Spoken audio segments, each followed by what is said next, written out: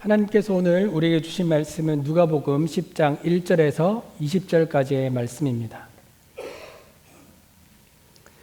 누가복음 10장 1절에서 20절까지의 말씀, 저와 한 절씩 교독하시겠습니다. 누가복음 10장 1절에서 20절 말씀입니다. 이 일이 있은 뒤에 주님께서는 다른 72사람을 세우셔서 친히 가려고 하시는 모든 고을과 모든 곳으로 둘씩 앞서 보내시며 말씀하셨다. 추수할 것은 많으나 일꾼이 적다. 그러므로 추하는 주인에게 추수할 일꾼을 보내달라고 청하여라. 가거라, 내가 너희를 보내는 것이 양을 이리 가운데로 보내는 것과 같다. 전대도 자루도 짐도 가지가 말고 길에서 아무에게도 인사하지 말아라. 어느 집에 들어가든지 먼저 이 집에 평화가 있기를 빕니다 하고 말하여라. 내가 아끼는 평화가 그 사람에게 내릴 것이요 그렇지 않으면 그 평화가 너에게 되돌아올 것이다. 너희는 한 집에 머물러 있으면서 거기서 주는 것을 먹고 마셔라. 일꾼이 자기 삭슬 받는 것은 마땅하다. 이 집 저 집 옮겨 다니지 말아라. 어느 고을에 들어가든지 사람들이 너를 영접하거든 너에게 차려주는 음식을 먹어라. 그리고 거기에 있는 병자들을 고쳐주며 하나님 나라가 너에게 가까이 왔다 하고 그들에게 말하여라.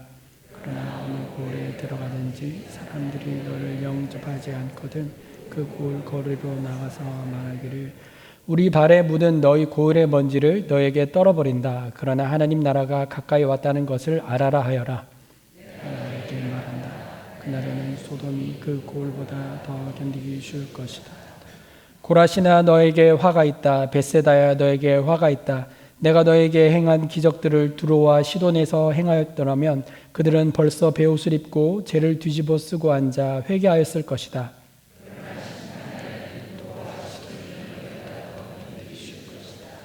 가버나움아, 내가 하늘까지 치솟을 셈이냐? 지옥에까지 떨어질 것이다. 누구든지 너희의 말을 들으면 내 말을 듣는 것이요 누구든지 너희를 배척하면 나를 배척하는 것이다. 그리고 누구든지 나를 배척하면 나를 보내신 분을 배척하는 것이다.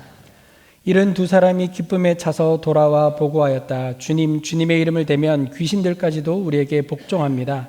예수께서 그들에게 말씀하셨다. 사탄이 하늘에서 번개불처럼 떨어진 것을 내가 보았다. 보아라, 내가 너에게 뱀과 전갈을 밟고 원수의 모든 세력을 누를 권세를 주었으니 아무것도 너희를 해하지 못할 것이다. 그러나 귀신들이 너희에게 굴복한다고 해서 기뻐하지 말고 너희의 이름이 하늘에 기록된 것을 기뻐하여라. 아멘. 네, 오늘 우리는 담장을 넘어 강사 초청 시리즈 4번째 시간을 갖습니다. 크루 선교단체에서 사역하시는 우리 김희기 선교사님께서 나오셔서 말씀 전해주시는데 우리 환영의 의미를 담아서 귀하신 보내신 하나님께 감사드리겠습니다.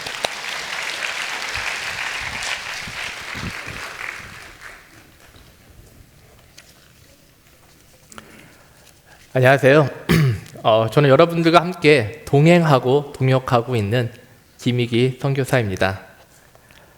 많이 아실지 모르겠지만 저와 아내인 박경선 선교사는 미국의 CCC인 크루 CRU에서 캠퍼스 선교사로 뉴저지에 있는 대학교, 특별히 러커스에 있는 에픽 운동이라든가 북부 뉴저지에 있는 대학교 캠퍼스를 섬기면서 전도와 양육 그리고 파송의 영적인 운동을 만들어 가고 있습니다. 다시 한번 이 자리를 통해서 함께 동역해 주시는 찬양교회 성도님들께 깊은 감사를 드립니다. 저는 한국의 부모님들이 계시다 보니 자주는 아니어도 일주일에 그래도 한 번 정도쯤은 꼭 전화를 드리려고 노력을 하고 있습니다. 한국과 시차 때문에 보통은 아침 시간에 맞추어서 전화를 드리는데 저희 장모님과 장인어른께서는 70세가 넘으셨음에도 불구하고 늘 밭에서 전화를 받으십니다. 걱정스러운 마음으로 아이고 힘드신데 새벽부터 나가서 일하시냐고 이렇게 물어보면은 늘 깨 심어야 돼, 배추 심어야 돼, 또 어떤 때는 또 밭에서 파를 뽑고 계시고 또 지난번 심었던 고추를 따고 계셔야 된다고 말씀을 하시면서 꼭 하시는 말씀이 한 가지가 있습니다. 이거 지금 안 하면 날씨도 더워지고 더 힘들어져라고 이야기를 하십니다. 저희 부모님께서도 농사를 지으셨고 한국에 있을 때 아주 가끔 일손이 부족하면 도와드리곤 했지만 제가 직접 농사를 져본 적이 없어서 농사의 시기, 즉 때에 대한 개념이 없습니다. 하지만 농사를 지어보신 분들은 아시겠지만 씨앗을 뿌리고 키우고 관리하다 보면은 반드시 추수의 때가 다가옵니다. 그 시기를 너무나 잘 알고 계셨던 두 분께서는 힘든 몸과 이른 새벽에도 불구하고 들판으로 나가실 수밖에 없었을 것입니다. 저와 여러분들의 삶 속에는 또한 다양한 모습의 담장이 있습니다. 어떤 담장은 외부의 침입과 공격을 막기 위해 보호의 역할을 하지만 또 어떤 담장은 눈에 보이지 않게 스스로 마음속에 만들어 놓은 담장이기도 합니다. 우리는 보호하고 구별하며 통제하기 위해 때때로 담장이 필요합니다. 그러나 어떤 담장은 오히려 하나님의 사랑이 세상으로 흘러 들어가는 것을 막고 있기에 반드시 허물어야 할 담장도 있습니다. 마치 예수님께서 사람과 하나님 사이의 담장을 허무시기 위해 이 땅에 오신 것처럼 말입니다. 중요한 것은요, 내 삶에 담장이 있느냐 없느냐가 아니라 그 담장이 혹시 그리스도의 사랑이 세상으로 흘러나가는 것을 막고 있지는 않은가를 되돌아봐야 한다는 것이죠. 오늘 저는 여러분들과 함께 조금은 생소할 수 있는 캠퍼스 사역에 대해 나누면서 누가복음 10장의 말씀을 통해 나의 발걸음을 움직이게 하는 마음이라는 제목으로 우리 안에 있는 담장을 넘어 추수할 땅으로 갈 수 있도록 하나님께서 주시는 세 가지 마음을 함께 살펴보고 은혜를 나누고자 합니다. 첫 번째는요, 바라보는 마음입니다. 오늘 본문 10장은 누가복음 9장과 자연스럽게 연결이 되어 있습니다.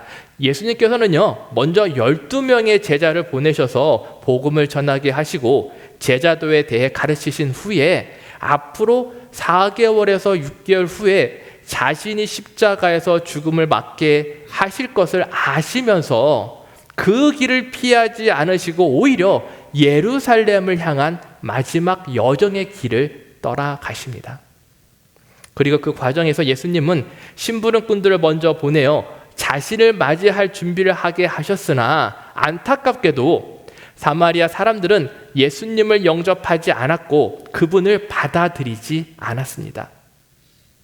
누가복음에는 요한복음 4장에서 등장하는 우물가에서 만난 사마리아 여인의 이야기가 직접 나오지는 않지만 그 사건이 예수님의 초기 사역이었다는 것을 생각해 보면은 당시의 사마리아 여인의 간증과 예수님의 말씀을 듣고 믿는 사람들도 있었지만 예수님을 거절하는 사마리아 마을 사람들의 모습과 예수님의 마지막 여정이 강조되면서 시간적인 제약과 긴급성을 지금 우리에게 알려주고 있는 것입니다. 그리고 나서 예수님께서는 오늘 우리가 읽은 10장 2절에서 추수할 것은 많으나 일꾼이 적다. 그러므로 추수하는 주인에게 추수할 일꾼들을 보내달라고 청하여라 라고 말씀을 하시면서 72명의 제자를 둘씩 짝져 앞서 보내십니다. 여러분들이 사용하시는 휴대전화 시계 기능에는 크게 두 가지가 있습니다. 하나는 시간이 계속 흘러가는 스톱워치 기능이 있고요. 다른 하나는 정해진 시간에서 줄어드는 타이머입니다. 우리들의 삶도 태어나는 순간부터 시간이 시작되지만 언제 멈출지 알 수 없기 때문에 마치 스톱워치처럼 시간이 계속 흐른다고 생각하며 살아가고 있습니다. 그래서 시간의 소중함과 인생의 긴박함을 놓치기가 쉽습니다. 하지만 예수님의 시간은 달랐습니다. 예수님은 십자가의 죽음을 향해 가고 계셨고 그 시간을 정확하게 알고 계셨습니다. 마치 타이머처럼 십자가의 순간을 향해 시간이 줄어들고 있었던 것입니다. 그래서 예수님의 삶에는 시간의 제한에서 오는 긴박함이 있었습니다. 그렇기 때문에 예수님께서는 시간이 많지 않음을 알고 계셨기 때문에 추수할 것은 많으나 일꾼이 적다라고 말씀하시면서 제자들을 급히 보내셨던 것입니다. 저희 장인과 장모께서는 열정을 다해서 수확하시는 게 있는데 바로 참깨입니다. 8월 하순에서 9월 상순 사이에 아래쪽 꼬투리가 3개, 4개 정도 벌어지면은 잎이 누렇게 변하면 수확을 해야 된다고 합니다. 저는 잘 모르지만 두 분께서는요, 참깨 수확을 위해서 매일같이 밭에 나아가 꼬투리가 몇 개가 벌어졌는지를 확인하셨을 것입니다.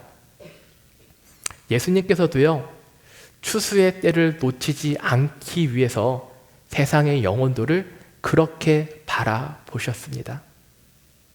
그렇다면은 여러분들은 지금 어떤 마음으로 담장 밖을 바라보고 있으십니까? 관심을 가지고 꼬투리가 몇 개가 벌어졌는지 살펴보는 선교지는 과연 있으신가요? 바라보는 마음이 없다면 우리는 결코요, 추수의 때를 알 수도 없고 얼마나 많은 일꾼이 필요한지도 알 수가 없습니다. 여러분들이 잘 알고 계시는지 모르겠지만 뉴저지 고등학생들 가운데 70%는 대학교에 진학을 하고 우리가 살고 있는 이 뉴저지에는요, 150개의 대학과 전문 학교가 있고 그곳에 41만 명의 학생이 다니고 있습니다. 화면을 보시면 아시겠지만 뉴저지 전체 대학을 대상으로 한 공식적인 종교 통계 자료는 없지만 프린스턴 대학교에서 매년 실시하는 신입생 대상 종교 설문조사 가운데 2025년 졸업생들 기준 결과를 보면은 다음과 같이 나오죠. 여기서 보시면은요, 5번째 물음표가 있죠. 무엇이 들어갈까요? 아쉽게도 5번째는요, 몰몬교와 이단교에 속한 크리스천이 10.5%입니다. 유대인이 그 다음이고요. 마지막으로 물음표를 표시된 게 설마. 네, 맞습니다. 설마. 그곳이 개신교, 기독교인이 8.6%입니다. 근데 문제는 여기서 끝나지 않죠. 이 중에서 정기적으로 교회를 다니는 사람들은 고작 3%에서 4%. 그러니까 100명 중에 3명, 4명만 정기적으로 교회를 나갑니다. 어떻습니까? 지금 이 자리에 계신 성도님들 눈에는 대학교 캠퍼스가 단순히 공부만 하는 장소가 아니라 다양한 가치관과 문화, 그리고 영적인 싸움을 공존하는 작은 세상으로 보이시나요? 이제 여름방학이 시작되고 끝나면은요, 8월 중순이 되면은 수십만 명의 대학생들이 캠퍼스로 들어옵니다. 그들은 부모와 교회라는 익숙한 공동체를 떠나 새로운 친구와 가치관을 만나며 처음으로 독립적인 삶을 시작하게 되고, 그때 누구를 만나고 어떤 공동체에 속하며 어떤 가치관 속에서 살아가느냐가 이후의 대학 생활과 인생 전체에 영향을 미칩니다. 그래서 저희는요, 많은 학생들이 처음 맞이하는 자유와 외로움 속에서 방향을 잃지 않도록 대학생활 첫 10주 동안 신입생들 모임을 소개하고 신앙이 없는 친구들에게 복음을 전하며 한 명이라도 더 많이 빨리 만나기 위해 캠퍼스 곳곳에서 과자도 나눠주고 성경책도 나눠주고 가방 등을 나눠주면서 기회를 만들어 갑니다. 잠깐 화면을 통해서 NJIT에서 작년 9월 3일에 진행되었던 클럽페어 행사 영상을 잠시 보도록 하겠습니다.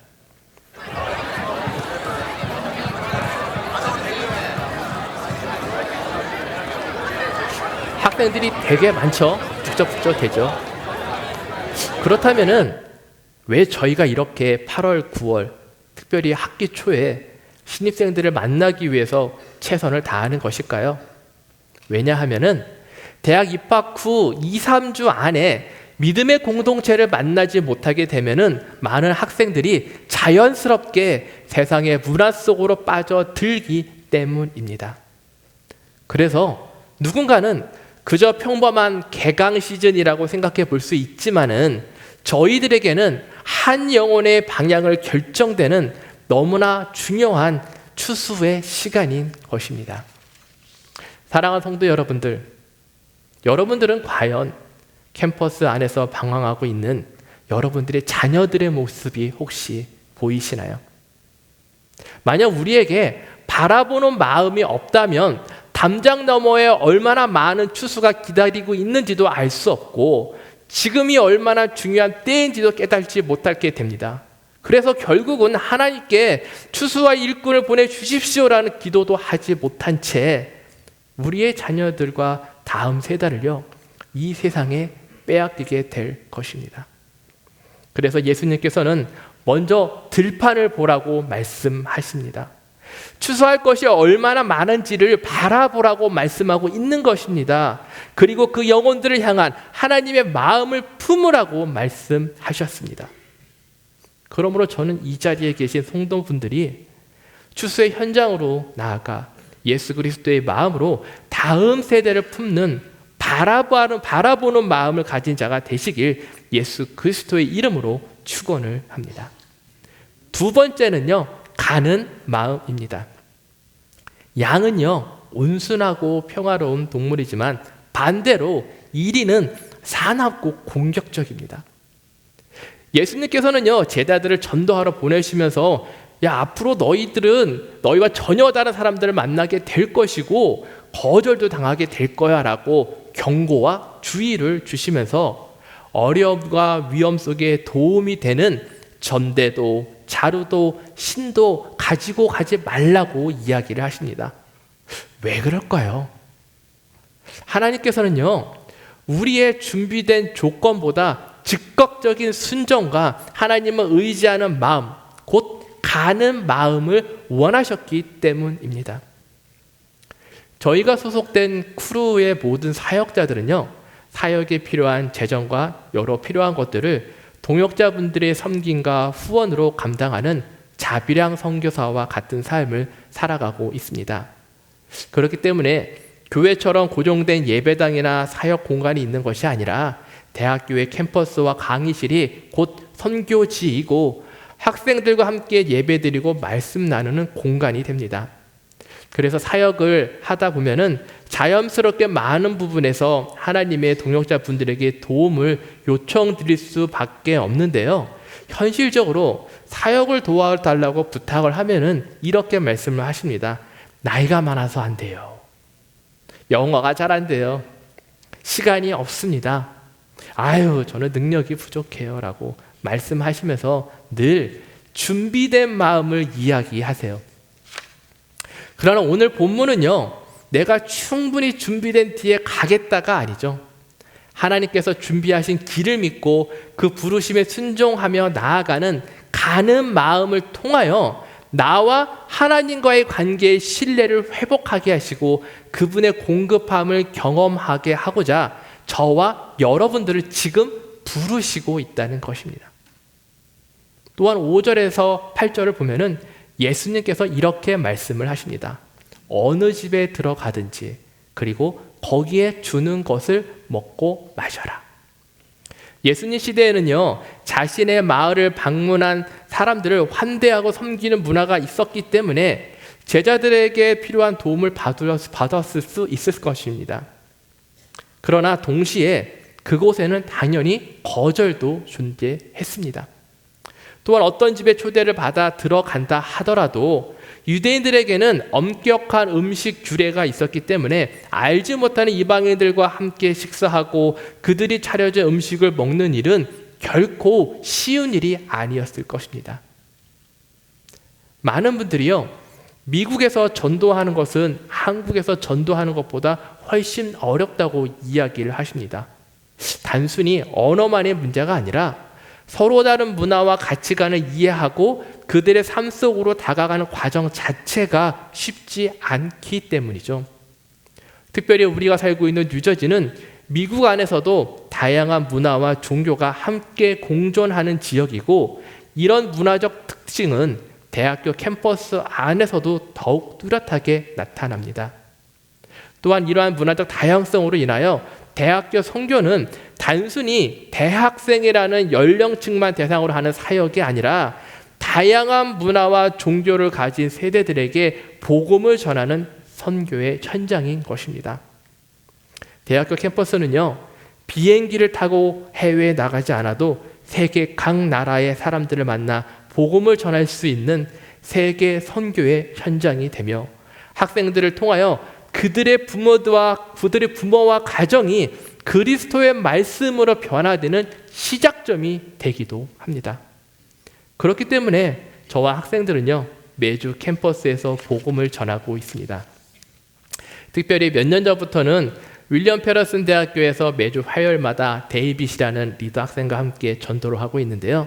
데이빗은 시각장애가 있어서 성경 구절과 복음의 내용을 모두 암기한 채 대화를 해야 하기 때문에 누구보다 어려운 환경 속에서 복음을 전하고 있습니다. 그뿐만이 아니죠. 이 자리에서 찬양교회 성도님들의 이야기를 꼭 나누고 싶습니다. 대학생들은 특별히 음식을 좋아합니다. 그래서 캠퍼스에서 푸드 앤 갓이라는 이름으로 행사를 많이 하는데, 불고기 앤 갓, 파스타 앤 갓, 타코 앤 갓 같은 전도 모임을 자주 엽니다. 학생들은 맛있는 음식을 먹으며 자연스럽게 모이고 그 자리에서 영적인 대화와 복음을 나누게 됩니다. 그런데요, NJIT 학교에서 3년 전부터 100명이 넘는 학생들이 참여하게 되면서 학생회관의 큰 홀을 빌려야 했고, 음식 준비와 안내까지 감당을 하다 보니까 리더 학생들이 정작 가장 중요한 복음을 전하는 일에 집중하기가 어려웠습니다. 그래서 저희가 찬양교회 성도님들께 부탁을 요청드렸고, 감사하게도 후원뿐 아니라 직접 캠퍼스에 오셔서 음식을 서빙하고 학생들을 따뜻하게 맞이하여 주셨습니다. 덕분에 리더 학생들은 약 2시간 동안 초청된 학생들과 깊은 영적 대화를 나누며 복음을 전할 수 있게 되었고, 이제는 학생들이 먼저 성도님들께 감사하다고 말하며 다음 행사를 계획하기도 합니다. 저는 이 자리를 통하여 나이와 언어, 그리고 대학 문화의 담장을 넘어 함께 선교에 동참해 주신 성도님의 섬김으로써 하나님께서 캠퍼스 안에 귀한 선교의 열매를 맺게 하심에 감사를 드립니다. 이처럼 하나님께서는요, 완벽하게 준비된 사람을 찾으시는 것이 아니라 순종하며 나가는 사람을 지금 사용하고자 하십니다. 가는 마음은요, 단순한 열심만 있는 것이 아닙니다. 그 안에는요, 하나님 나라를 향한 열망이 담겨져 있습니다. 예수님께서는 제자들을 보내시면서 9절에서 이렇게 말씀하셨습니다. 거기에 있는 병자들을 고쳐주며 하나님 나라가 너희에게 가까이 왔다라고 말하여라. 예수님께서는요, 제자들에게 병자를 고치라고 하신 이유는 단순히 능력을 보여주기 위함이 아니었습니다. 하나님 나라가 실제로 이 땅 가운데 임하고 있다는 것을 우리의 삶을 통하여 보여주기 위함이었습니다. 당시 병이라는 것은요, 단순한 육체만의 문제를 의미하지 않았습니다. 병든 사람은 부정하다고 여겼고 공동체 밖으로 밀려나 사회적으로 소외된 삶을 살아야만 했습니다. 사람들과의 관계도 끊어지고 하나님과도 멀어졌다고 느끼며 살아갔던 사람들이었습니다. 그런데 이러한 모습들이요, 오늘날 젊은 세대, 특별히 대학생들의 삶 속에서 너무나 비슷하게 나타나고 있습니다. 겉으로 밝아 보이지만은 실제로는요, 가정의 불화와 예상치 못한 사고로 인한 슬픔, 경제적인 어려움, 미래에 대한 불안함, 그리고 자신의 정체성에 대한 혼란 속에서 외로움과 소외감을 안고 살아가는 학생들이 너무나 많이 있습니다. 그래서 예수님께서는 먼저 거기로 가라고 말씀하신 것입니다. 사람들이 있는 곳에 들어가라고 하시는 것입니다. 그리고 그곳에서 병자들을 돌보고 아픈 사람을 섬기고 상처 입은 삶을 품어주면서 마지막에 하나님 나라가 가까이 왔다라고 선포하라고 하셨습니다. 다시 말하면요, 단순히 말로만 복음을 전하는 것이 아니라 하나님의 사랑과 회복을 삶으로 보여주며 복음을 전하라는 뜻입니다. 캠퍼스 사역도 이와 많이 닮아 있습니다.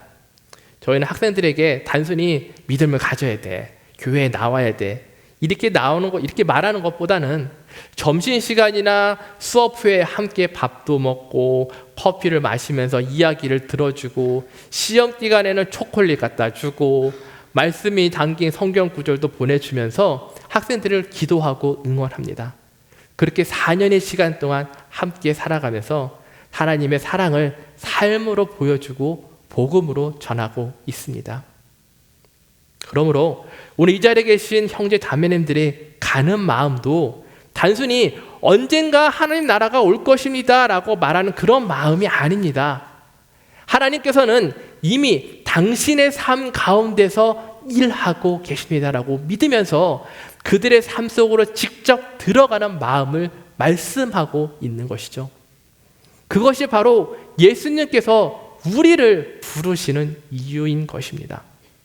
그 부르심 앞에 주님, 제가 가서 그리스도의 사랑을 보이겠습니다라고 응답하시며 담장 너머에 있는 세상 속으로 들어가 하나님의 사랑과 회복을 전하며 세상을 변화시키는 귀한 형제 자매님들이 되시길 주님의 이름으로 축원합니다.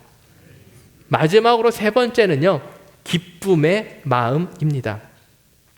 예수님께서 파송하셨던 72사람이 다른 마을에 가서 복음을 전한 후 다시 돌아오는 장면을 보면은 성경은 그들의 모습을 기쁨의 차서라고 표현을 하고 있습니다. 그런데 여기서 기쁨이라는 것은요, 단순히 기분이 좋았다 정도의 의미가 아닙니다. 헬라어 원문에서는 메타카라스라고 표현하는데 여기서 카라스는 마음 깊은 곳에서부터 넘쳐나는 기쁨, 영혼 깊은 곳에서 솟아나는 즐거움을 의미합니다. 그러므로 이 기쁨은요, 단순히 전도를 잘했어, 아이들이 너무 좋아해, 사역이 너무 즐거웠어 라는 정도의 감정을 넘어서서 추수밭 한가운데서 실제로 하나님의 일을 경험한 사람들만이 누릴 수 있는 기쁨이었습니다. 즉 하나님께서 지금도 살아계셔서 역사하시고 그분의 임재가 실제로 나타나는 것을 눈으로 보고 경험한 사람들이 누리는 성령 충만의 기쁨이었던 것입니다. 사실 그들은요, 특별한 종교 지도자들도 오랫동안 훈련받은 전문가들도 아니었습니다. 단순히 예수님의 말씀을 순종하며 전대도 자루도 신도 제대로 준비하지 않은 채 나아갔던 저와 우리와 같은 사람들이었습니다. 하지만 그들의 눈에 보이는 조건보다 보이지 않는 하나님의 말씀을 붙들고 순종했을 때 이 세상에 줄 수 있는 기쁨을 넘어선 기쁨을 하나님께서는 우리에게 주셨던 것입니다. 대학생 사역 중에 기쁨 중에 하나는요, 학생들이 졸업과 동시에 가정과 교회, 직장으로 흩어지게 되고 또 어떤 학생들은 선교지에 가거나 신학교에 진학하여 예수 그리스도의 제자로 살아가는 것입니다. 그리고 저희는 이것을 100% 파송이라고 부릅니다. 그래서 어떤 분들은 가끔 이렇게 질문을 하십니다. 학생들이 매년 숫자가 비슷한 것 같아요 라고 이야기를 하세요. 근데 생각을 한번 해보시기 바랍니다. 캠퍼스에서 매년 25%의 학생들이 졸업을 해서 떠납니다. 쉽게 말하면은 오늘 이 자리에 함께 예배드리는 성도님들의 25%가 5월이 되면은 다른 지역으로 계속 떠나는 거예요. 그렇기 때문에 캠퍼스 사역은요, 매년마다 졸업과 동시에 신입생들이 들어올 때마다 다시 복음의 씨앗을 뿌리고 양육하여 하나님의 제자로 세우기 위해 최선을 다하지 않으면은 영적인 운동이 지속되기 어렵습니다.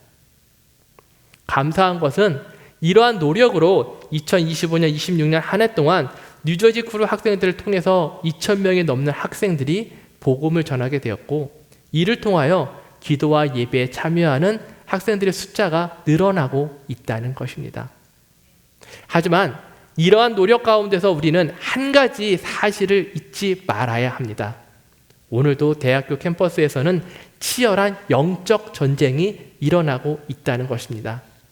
아까 앞에서 말씀드렸듯이 캠퍼스 안에서는 기독교 신앙을 가진 학생보다 이단 종교에 속한 학생들이 더 많습니다. 특별히 한국에서 알려진 신천지, 하나님의 교회, JMS와 같은 이단 단체들이 이름을 바꿔서 활동을 하면서 아시아 학생들뿐만 아니라 타 문화권 학생들에게 접근하고 있으며, 심지어 학교 안에서 공식적으로 기독교 동아리처럼 인정을 받았다고 말하면서 더 당당하게 조직적으로 활동을 하고 있습니다. 그렇기 때문에 지금 이 순간에도 누군가는 캠퍼스 안에서 참된 예수 그리스도의 복음을 전해야 합니다. 그렇지 않다면은 우리의 다음 세대가 기도하고 예배할 영적인 터전이 없어지기 때문에 예수님께서는 지금 우리들에게 추수의 들판을 가리키며 일꾼으로 부르고 계신 것입니다. 저도 알고 있습니다. 그 부르심의 응답이 담장을 넘어가야 한다는 것이 얼마나 어렵고 더럽게 느껴진다는 것을. 하지만 우리가 반드시 기억해야 할 것이 한 가지가 있습니다. 주님께서 우리를 부르신 이유는요, 단순히 일을 시키고 그 열매를 거두시게 하시기 위함이 아닙니다. 그보다 더 큰 목적이 있습니다. 바로 세상이 줄 수 없는, 하나님만이 우리에게 주실 수 있는 참된 기쁨을 누리게 하시기 위함입니다. 하나님께서 주시는 기쁨은 세상에서 무엇을 얻었기 때문에 누리는 행복이 아닙니다. 또 하나님께서 나를 사용하셨다는 단순한 성공의 기쁨만도 아닙니다.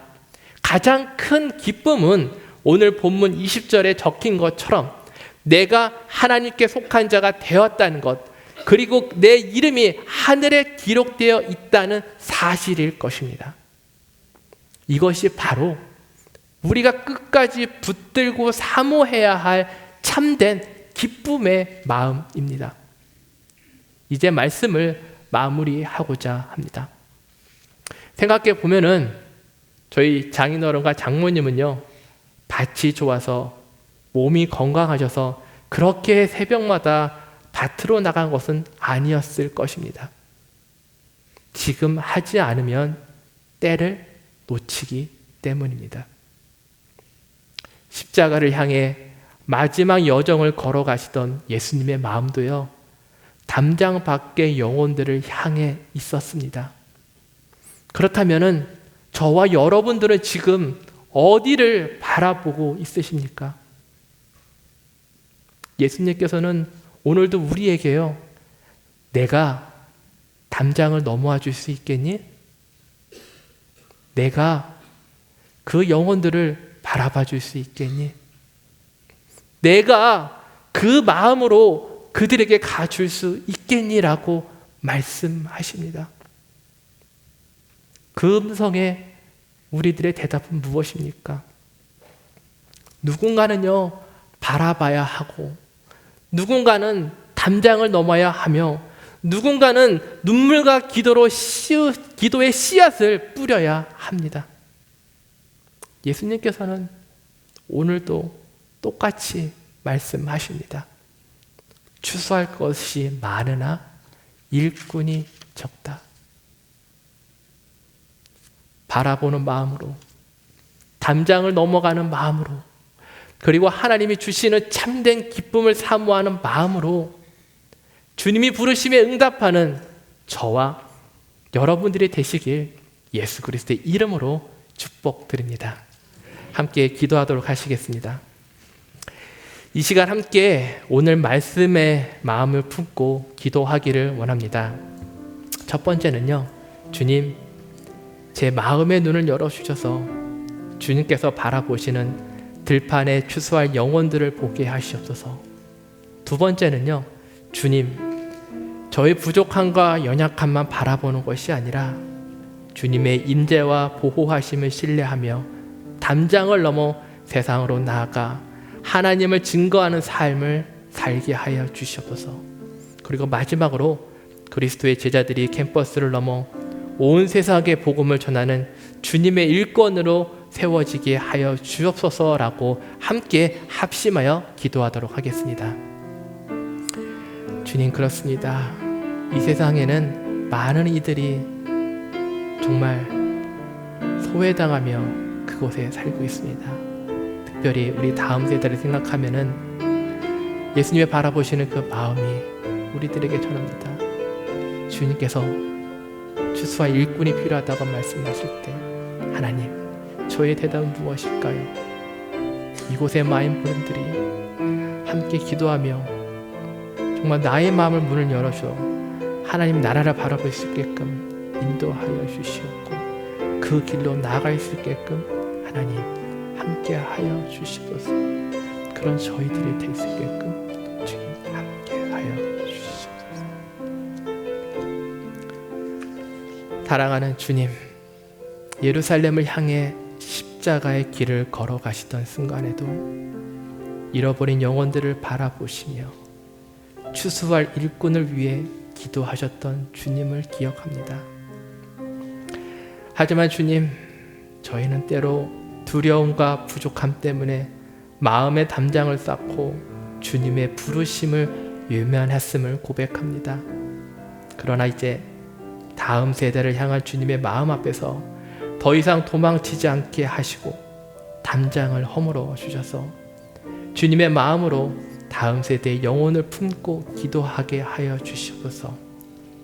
저희를 다시 주님의 일꾼으로 세워주시고 순종으로 나아가는 삶을 살게 하여 주시옵소서. 모든 영광을 주님께 올려드리며 우리 주 예수 그리스도의 이름으로 기도드립니다. 아멘.